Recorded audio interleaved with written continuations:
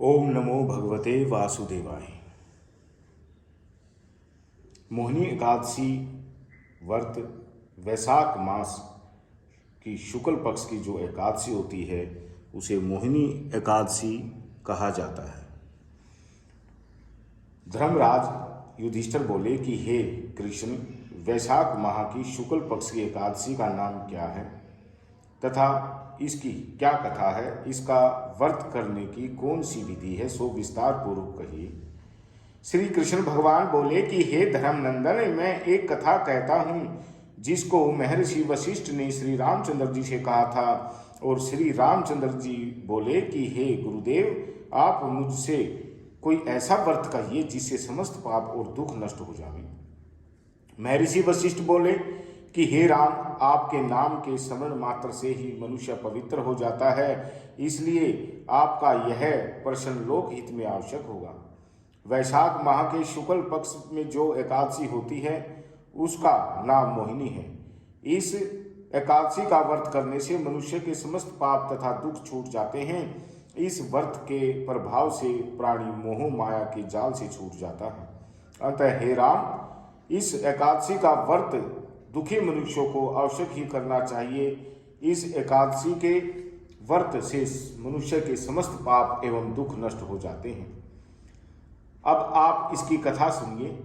सरस्वती नदी के किनारे भद्रावती नगरी में एक धनपाल नाम का धन धान्य से पुण्यवान बनिया रहता था।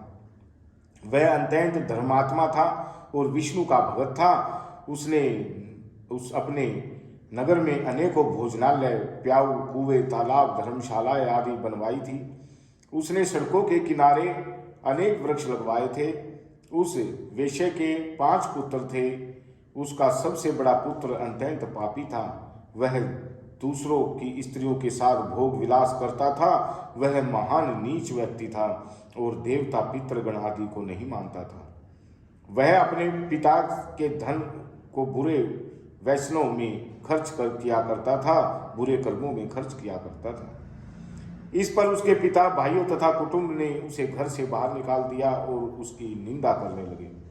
घर से बाहर निकाल देने के बाद धन नष्ट हो जाने पर वेश्याओं ने तथा गुंडों ने भी उसका साथ छोड़ दिया था। अब वह भूख और प्यास से दुखी रहने लगा।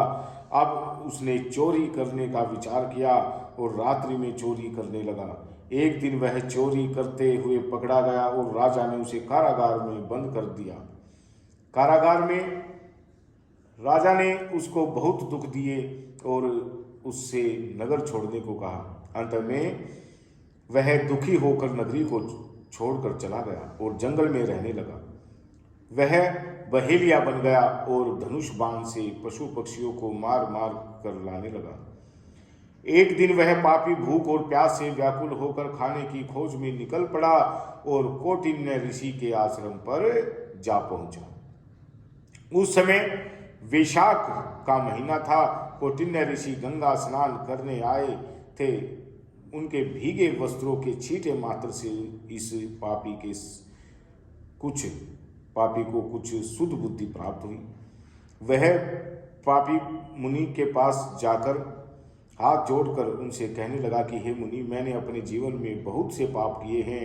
आप उन पापों से छूट जाने का कोई साधारण और बिना धन का उपाय बतलाइए। तब ऋषि बोले कि तू ध्यान देकर सुन। तू वैशाख माह के शुक्ल पक्ष की एकादशी का व्रत कर। इस एकादशी का नाम मोहिनी है।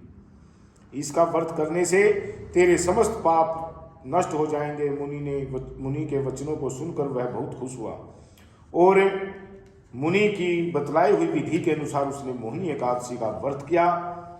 हे राम जी, उस व्रत के प्रभाव से उसके सभी पाप नष्ट हो गए और अंत में गरुड़ पर चढ़कर विष्णु लोक को गया।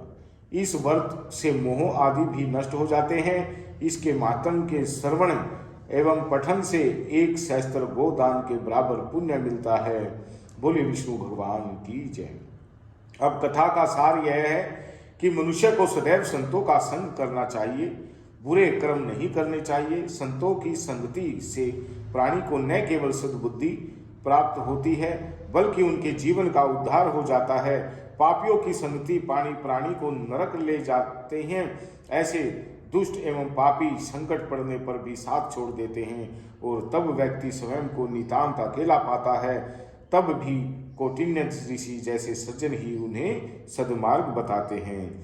इसलिए हमारा असली मित्र वही है जो हमें अच्छा ज्ञान दे, अच्छी आदतें प्रदान करे और दुख में, संकट में हमारे काम आए।